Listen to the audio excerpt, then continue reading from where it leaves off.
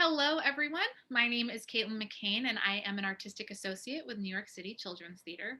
I'm very excited to be here facilitating our creative conversation on dialogue and difference with the creative team behind our newest show, Same, but Different. Here with me today, I have playwrights Maximillian Gill and Barbara Zinn Krieger. I have director Sammy Lopez and author of the book, Same, but Different, Jenny Sue Kostecki-Shaw.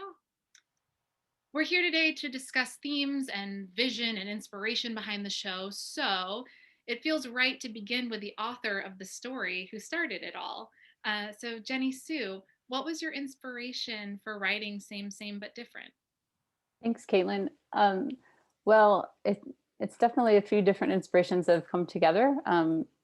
I originally had traveled to Thailand and Nepal and India when I was younger, and in Thailand I heard the phrase "same, but different." It's all over when you're traveling because things are a little bit different when you're traveling, but ultimately they're the same, right? So when I was in Thailand, particularly, I was with a friend and we traveled in this on this river trip, and we stopped off at this little village, and we were playing with these kids for hours, and I just thought, I wish I could connect with them. I wish I could speak their language and just play. And so when I got home, I decided I wanted to go back to Asia, Southeast Asia, and live there for a little while and just get to know people because I just fell in love with the culture. And so I found a place. Ended up going to Nepal and found a school to volunteer at, and we did art and English at the school because I'm also the illustrator of the book. So illustration is my first natural love or expression. And so I did a lot of artwork with the kids, and the kids, I because they were learning English as well, I said, let's draw pictures of your life and we can share them with my friends. And a lot of my friends happen to be artists and back at home. So we sent them to my friends, and a lot of my friends painted pictures and drew back to the kids. So we just had this exchange. It was very natural and sweet, and it was really rich for the kids and for my friends. And when I was living there, everything seemed different at first. I mean, dramatically different living in a village when I had always lived in a city in my life. And within 3 to 4 weeks, everything felt so easy, like in that comfortable way. Like I felt very much at home, and it was such a gift to experience that. And I made so many friends there. So I was really feeling the book first, like the idea of the book. And then I came home and I got involved with a friend who did artwork in India with kids in orphanages and on the streets. And so when I had gone to India as well, I did everywhere I would draw in just on the streets, kids would come around, and you would give them paper and they would draw with you. And so art was such a natural way to connect with kids traveling. And so when I knew that I wanted to use this phrase, same, but different, and I started playing around with different ideas for the book, I just naturally went back to my own experiences of this exchange with my friends and the kids in Nepal and the kids in India that I'd made so much artwork with. So that's basically how it came to life. What a beautiful, organic, artistic pursuit that all Mm. was, and how it came together. So, how did you then feel when you heard about having your book adapted into a play for young people? Wow. Well, definitely giddy at first, very excited, and mostly just curious because, um, as it's called, an adaptation, like I was curious how someone else would interpret it and run with it because obviously, just like the saying, same, but different, I don't own it. I didn't make it up. It's something that arose from um, this connection between travelers and natives, right? And in these lands. And so it arose from that. And then I just had the idea for this children's book and presented it. So now it's just so fun to see what other artists have then interpreted it, and writers, and made it something different. So. Well, that I feel like takes us over to Barbara and Max. I'll start with Barbara since you chose this story. What drew you to it, and when did you know you wanted to bring it to life? And I'll say in quotes on stage, as we are in Zoom world. Well, Andrew Frank, who is our executive director, found the book. And he said, I found this book. I think you should read it. I think you'll like it. And I read it and it was like, oh, when I was a kid, I always wanted to have a pen pal. And somehow it never really happened. I read about pen pals. I wanted a pen pal and I thought, this is great. This is an opportunity to to share my life with somebody else. The problem was I'm an American kid who lives in a city, and I at first I thought I could do the whole thing. I thought, okay, I'll write the whole thing. I love to research, it'll be fine. And then I realized, no, it's not going to be fine. I need somebody to work with who is authentically Indian, who knows the culture, who can really speak to the experiences that this boy is having. But then I've never collaborated in my writing with another writer. I've done musicals where I've collaborated with a musician, but never with another writer. How is this going to work? So Max and I talked, and we decided that we would just write letters to each other, and that's what we did. And we thought, okay, we're going to learn these kids. We're just going to write letters to each other. We're going to find out what we're like. But we did more. We found the plot of the show because in the writing back and forth, we learned so much about each other that could be used as plot. So that was great fun, and I just had a wonderful time knowing Max, meeting Max, even though he's only two-dimensional because I haven't met him in the flesh yet, but I will. And yeah, that's how it all started. Well, Max, can you tell us a little bit about what drew you to this project? Sure, yeah. When Barbara was first considering me for the project and the collaboration, she sent me a PDF of Jenny Sue's book. And when I read it, my first thought was, I wish this had existed when I was a child, because it was just so affirming and inclusive and multicultural. And I won't say how old I am, but when I was a kid, there weren't many things around like that. And and I so I was immediately touched by it, and I really wanted to take it on as a challenge. I'd never written a TYA play before, so that was one part of it. But I also really wanted to make this play come to life because I really wanted to represent that voice and just help Barbara create the story in a wonderful way. And for those listening, TYA is Theater for Young Audiences. And I love that this is what brought you into the TYA world. Um, Max, what were you drawing from when creating Kailash, and Barbara too, when you were creating and writing as Elle? I guess I was kind of going with myself at that age, although I guess it's more like how I think I was, because I'm sure I wasn't quite as polite as our dear Kalashes. And also, I drew on some of my younger cousins, some in India, some recently arrived here, and just their mannerisms and the way they thought about things and expressed themselves. A lot of it was informed by that. Well, I knew that I wanted Elle to be a girl. The reason her name is Elle is because in the book it's Elliot. And I hope you don't mind, Jenny Sue, but I thought I cannot write a boy. I can write a girl.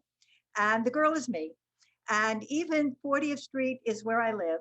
And so I look out of my living room window and see the UN, and the darn buildings got in the way of seeing the East River. So I just drew on my own experience for this. And yeah, I made her me. I don't know if Max, if you did that with Kailash, but that was the way I felt about this. Character, that it could be me. I've never written me in a, oh, I've written about 12 different plays by now, and it's never been me.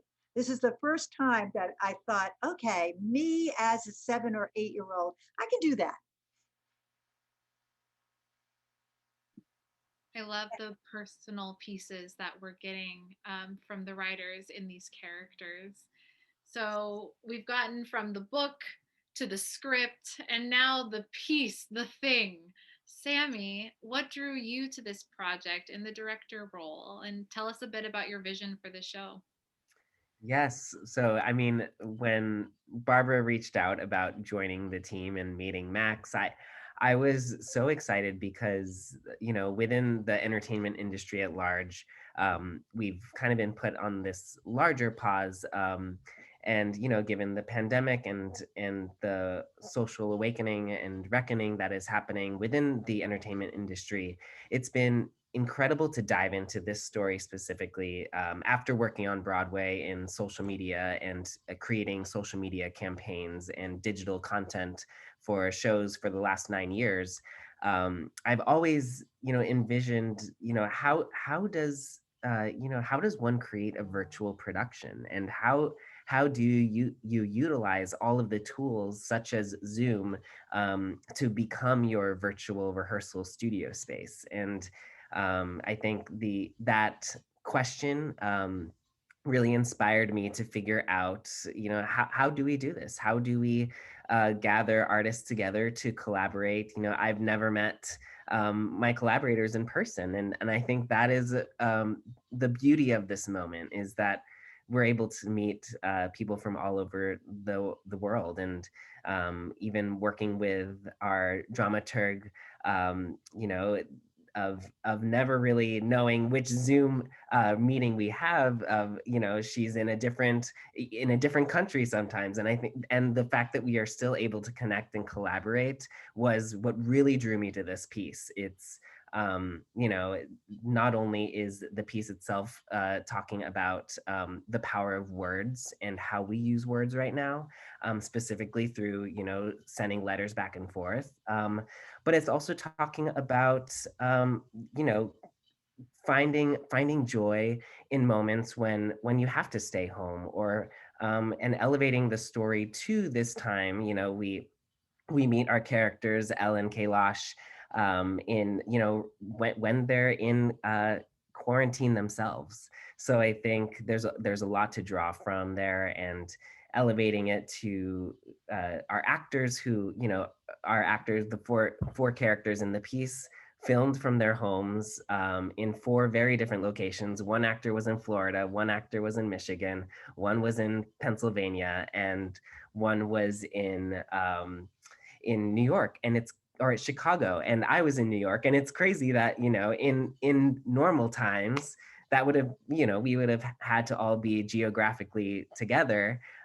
So that element of being able to utilize talent from all over this country was so inspiring, and exciting to see how my experience of doing social media for Broadway shows directly connected to elevating a story in this digital virtual world.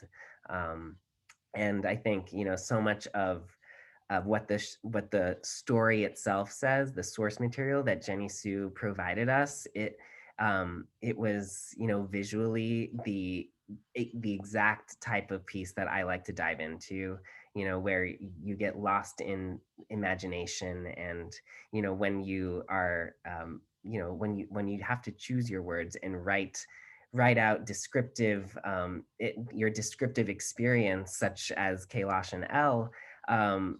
With the digital space, we can kind of go even further and take over the screen with animation and create visual experience to show time and place, and how we can transport the characters from America to India. So I think overall it was a really exciting challenge, and everyone really jumped headfirst, and it was very inspiring to be a part of.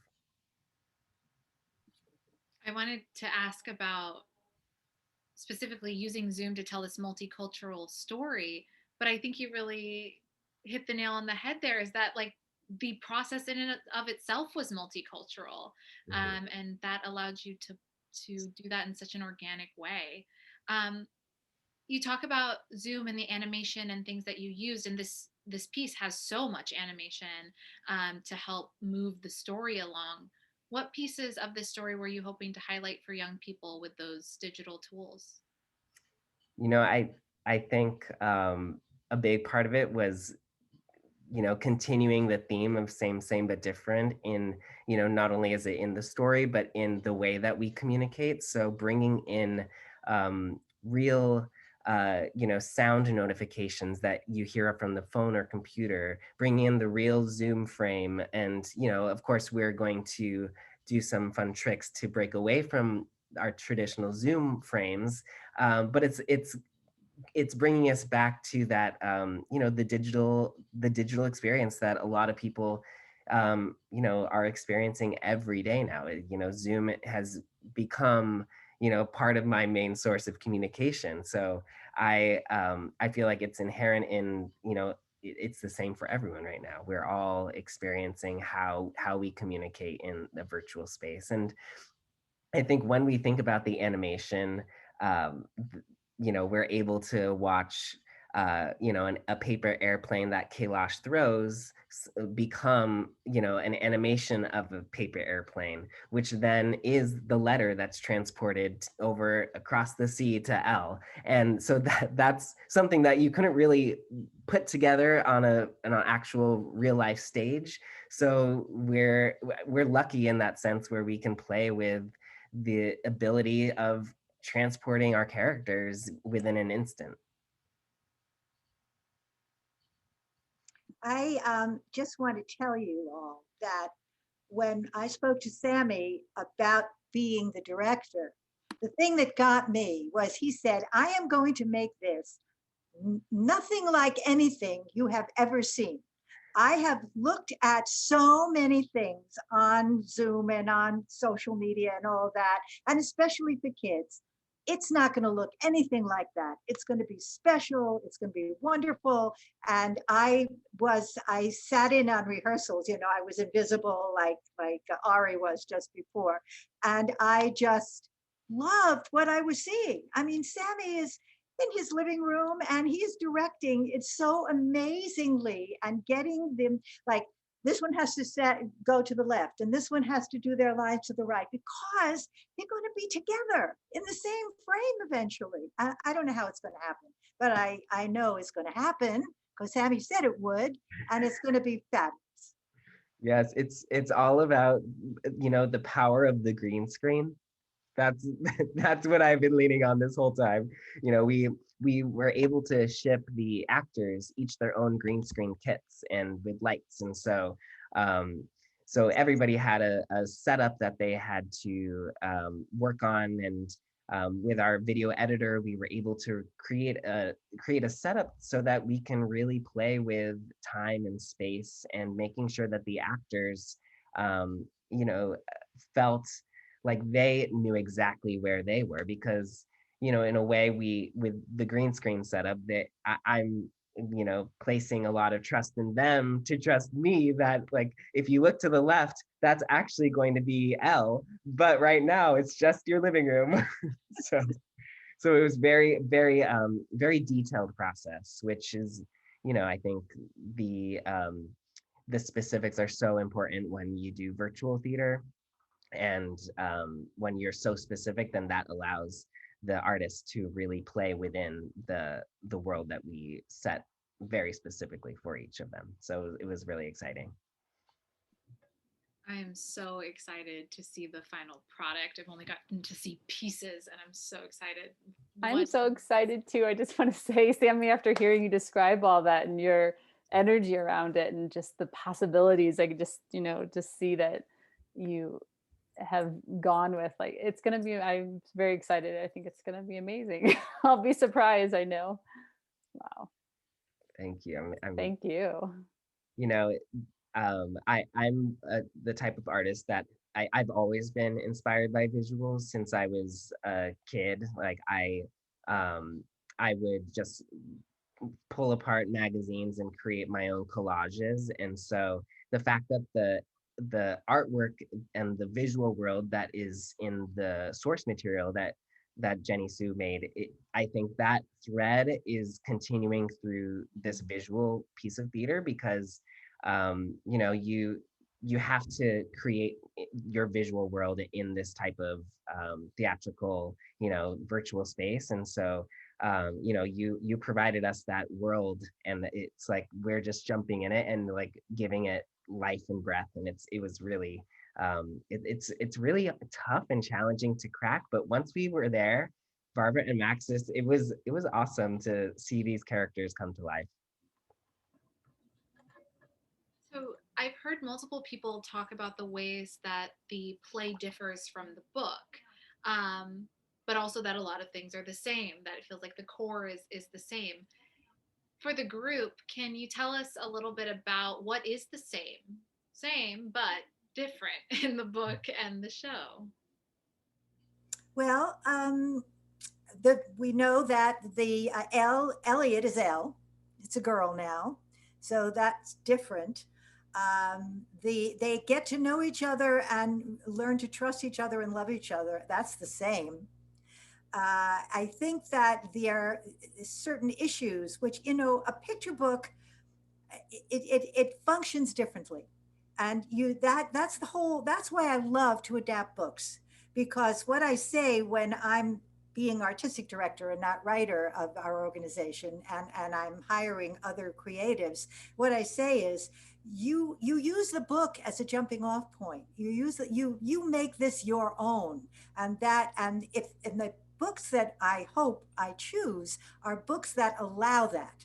And Jenny Sue's book allows that. It gives you inspiration, as Sammy said, but it allows you to put in all of the things that are important to you and to us now. And what's important to us now is that kids are really have no choice. They're stuck at home. And how do they make something good out of that experience? And that is, I think, was very important to us to make this happen now with COVID, and how these two kids in two very different worlds are coping with that, and how they're helping each other with their own personal problems and with the problems of being stuck at home. And I think it works. I think that it complements the book, and the book complements the story. And that is what you're looking for in an ideal collaboration with a writer of a book. Max, what would you say? I would firmly agree with all of that. Yeah, I think it would have been a very different piece if it had not been done during COVID, because I think that was a really it was a central concept and a theme that kids and all of us were really looking for human connections. And one sort of benefit to the kind of online world is we can look anywhere in a way. We can make these global connections, like Sam was saying, all these collaborators from all over the country and everywhere. I think that's one of the fundamental things about about what we brought out of it. Yes, something that is totally the same as the story, but because we've elevated this to this time, and specifically during a global pandemic, I at the beginning of the process was really interested in the perspective of that pivot. For not my mother's an educator; she teaches kindergarten, so I really was hearing a lot of her quick pivot to teaching virtually, and how to engage over Zoom, and making sure that the students are getting the same quality education, and also their well-being, and making sure that they are being supported throughout this very difficult moment. And I came across this article that was a letter that was written from the perspective of a parent to their kid during COVID. And the letter was so beautiful, and it kept repeating, I wish I could tell you, X, Y, and Z. I wish, and one line that rings in my ear is just, I wish I could tell you that your educational experience would not be compromised because of this moment for shifting to online. And that really that really catapulted me into thinking of the adult perspective for this piece, and specifically the two mothers in the show. There's a beautiful exchange that the mothers have through letters, and and there was there was that time in rehearsal where I just had the actors just kind of shake off a run through of the letters, and it was like, this is you know, same but different on a new level almost, because it's a mother to mother conversation of how we're dealing, like how we're checking in, like just just checking in as moms. Forget like the phrase same but different. It's, I feel like that phrase has become so universal in this process, and that's what's so beautiful about the moment of elevating it to this current time that we're living in. And the addition of the mothers is one of my favorite parts. Something that was added in and directly pulled from the original text, the original book. Um, so I heard a lot of different themes and pieces that have been maintained and explored through this. And I mean, there's things from friendship to family to cultural competency. But I have to say, my favorite thing about this piece is how it explores dialogue around difference and gives young people some language for that. What do you hope that young people and their communities leave the show thinking about? And for Jenny Sue too, what did you hope with your book that young people and their communities would be thinking about?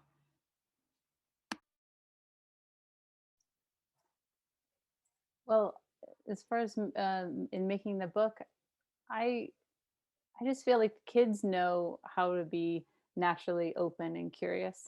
They're curious. They ask questions all the time, right? And they, um, if they don't have some adult input, they will naturally open to others. And just like Kailash and Elliot, or Kailash and Elle, like they just open to each other and can meet each other. They find places naturally to meet each other and to ask questions where they differ and appreciate, just kind of come with this natural way to acknowledge and appreciate and understand each other.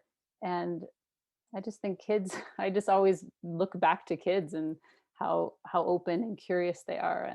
And that's really, it's not, it's definitely, I never really thought about this book at all as I've heard before with books with tolerance. I've always felt this book just to be this beautiful exchange and appreciation, and of both sides of that, of how we're the same and different, that is what makes, I know what makes my world so beautiful, is just all the different people, all the different friends and the people I've met traveling, how we are different from each other. Really, that's what makes my world so beautiful and rich.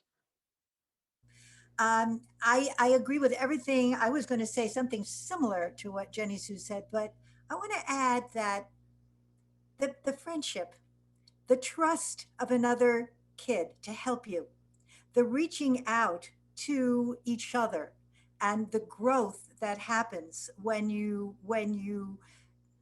help somebody else, you grow yourself. When you and that each one of them does that. Each one of them has issues that they need help with. They first confide in each other for that help, and then they get that help from each other. And I think that that elevates. It gives kids a sense that I'm not just a kid who has to go to a grown up all the time to find my answers. I can grow by involving myself and reaching out to another kid, and I can feel very proud of myself. You know, there's a point at which Elle teaches Kailash bravo. She says, "You were just so wonderful with your brother." And you know, when we go to the theater, we say bravo when somebody is good. And I want to tell you, bravo, you are good. And Kailash doesn't think he is until you really think I'm a good brother? Oh, yes, you're a wonderful brother. So they really help each other to grow. And for me, it's always about a kid's growth. That's what I want to see in all the shows that we do, that kids learn and grow from the experience of seeing the show and of becoming part of the show is what you do. When you see something, you come away from it with something that you learned and the person that you related to. So for a girl, you relate to Elle. For a boy, you relate to Kalash.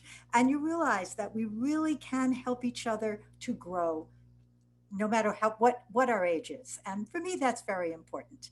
And thank you, Jenny Sue, for giving us this opportunity. Yeah, I really love what you said, Jenny Sue. When you asked the question, Caitlin, I immediately thought of I love how the piece explores curiosity and how we can empower questioning, empower the idea of not knowing, but looking to our peers to find the answers and communicating. And so not only is this show, I think, giving voice to young people, but it's also showing us how our world is really a nicely woven quilt, and it's like a fabric of many different types of people that have many different experiences, and embracing that and being curious about someone else's experience is a theme that I really hope that young people and families take away from this piece. Especially a piece that during rehearsals with the actors for Ellen Kailash, I kept reminding them about this idea of like we are continuing to gain each other's trust as each letter comes back and forth. And so I jokingly told them, like, Elle and Kailash are literally just onions. And I just want them to reveal a layer of their onion in every scene. Every letter is that opportunity to trust and be curious. And so I told them that they were just onions. So I would second all of that. I would just add that I love the way that the original book in our piece models a way to look at and approach differences.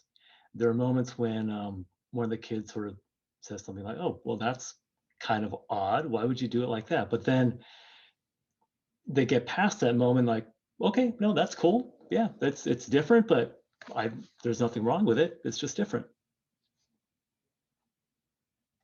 It's quite powerful to see these young people navigate that conversation when so many adults can't. And I think that's a really powerful part of this piece too, is that, yes, we're doing the show, it's a theater for young audiences, but Barbara, you often say there should be no difference between theater for young people and theater for grown-ups, except for, maybe some language and some content, but that we're teaching both groups, and that we have so much to learn from young people. And I so appreciate that about this piece, and so many pieces that New York City Children's Theater does. So I'm a big believer as well that artists are always in process, and a piece is never done, but rather we decided on a pausing point. So I want to open it up to ask, was there anything that didn't make it into the show, or was there at a point but later had to be removed, or something that you wish you could have explored more, or perhaps are interested in exploring for the future? And this goes for Jenny Sue as well with books. I mean, that is art. Yeah, I leave that for the group.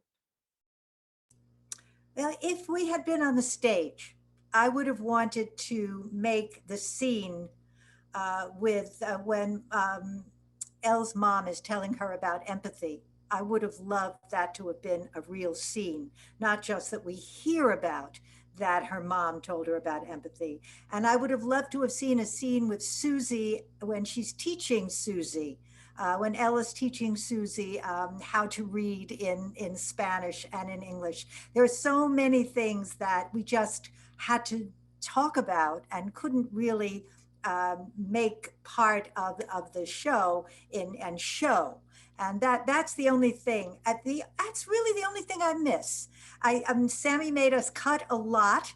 And at first, I didn't like it. I thought that, in fact, two of the things he wanted to cut, I said, no, we've got to put them back. But for the most part, he was right.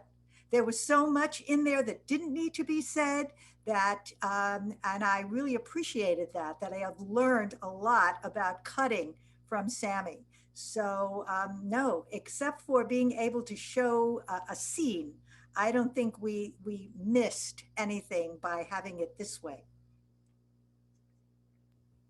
I'm glad that you embraced my slight edits. I like to say edits instead of cuts. But I will also say, had this been in person and we were able to have two actors in a room together, the opportunities would be endless in terms of the ways that we could utilize green screen and the visual backgrounds and transporting these characters from scene to scene.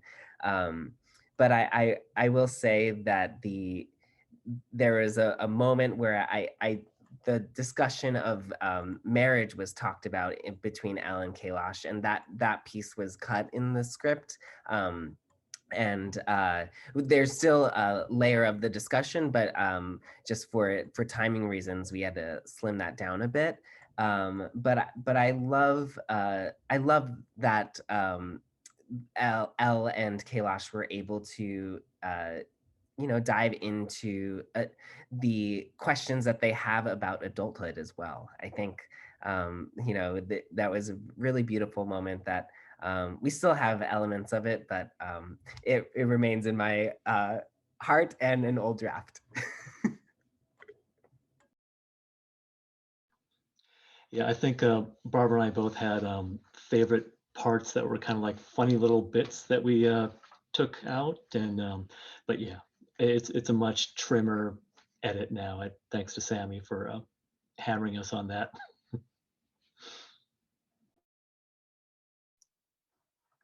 I just wanted to add, in the book, one thing I got to do is I added a lot of layers in the artwork that were more sharings of their lives with each other, but they're not spoken. They're just in the background. There's a lot of things for kids to find, and parents, if they choose, will find them, and layers to their culture and lifestyle, and um, different things they experience. So I always like to add those things in, especially with this book, because you see the pictures side by side, and you see their lives side by side. So um, you can dive into deeper discussions with your kids or in your classroom with the book. And the other thing is, it was hard. It definitely was hard to write such simple letters in the book. Just like it was probably easy for you just to run with the writing for the script. Like I had to, limit myself and cut so much I would like to say, but more of that is coming in a new incarnation of of another book. So it's always like you can only say so much at a time, and then so much will come later at the right time, in the right medium, in the right setting. So I want to see that new book. I have been, there are several writers that send me their new books, and I have done more than one of their books. So I would love to see it. Thank you. Thank you so much for sharing that, Jenny Sue. I love I read books with children a lot. And it is so much more fun to look at a page and have them pick things out that are unspoken in language. And I also love, because this is a multicultural book, that language is not a barrier to image, right? And that feels really exciting as well. I have one final question for our group, and that is that our country and a great deal of our world is constantly navigating how to embrace and celebrate and support one another's differences. In your opinion, how might we acknowledge our similarities while also honoring and respecting our differences? I can jump in to just share that I really like to take a cue from our characters in the book, and thinking of honoring and respecting differences, but not doing that with empathy is very difficult for me to think about. It's leading with empathy and leading with the ability and openness and willingness to hear someone else's point of view. I think is exactly what our characters experience in this piece, and I think what I try to bring in my day-to-day life. It's lead with empathy, and I think the rest should fall into place, because if you're open and you're willing to listen, it should guide you to a fruitful conversation or discovery.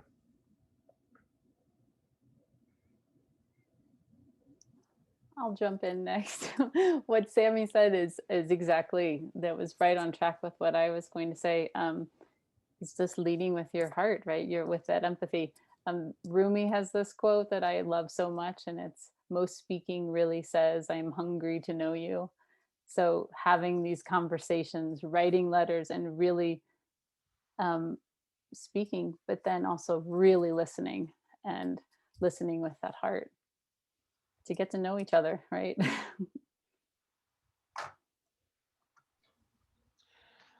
For me, I think our differences make us special and interesting and unique, but ultimately they're kind of superficial. And we all have this core of humanity that we can understand and reach out to with empathy, as has already been stated, because we're all in this together.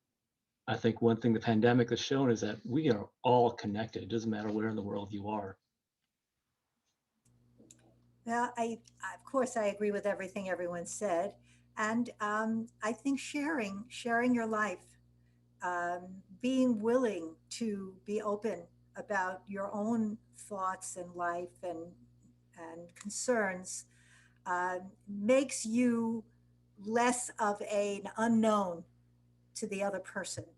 And hearing and listening, oh, that's so important, to somebody else's life, um, that's what really brings us together. And it doesn't, and it's true that the flatness of the Zoom is mitigated by the fact that we can see and feel and experience how much we are alike, much more than we are different.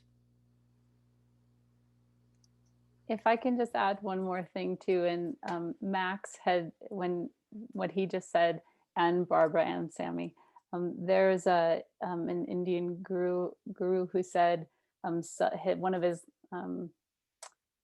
words were sub ek, and it just means all is one, and ek is ek, it's the number one, which is why I named Elliot and Kailash in the book. So I was very happy that you kept El and Kailash, because together it spells one.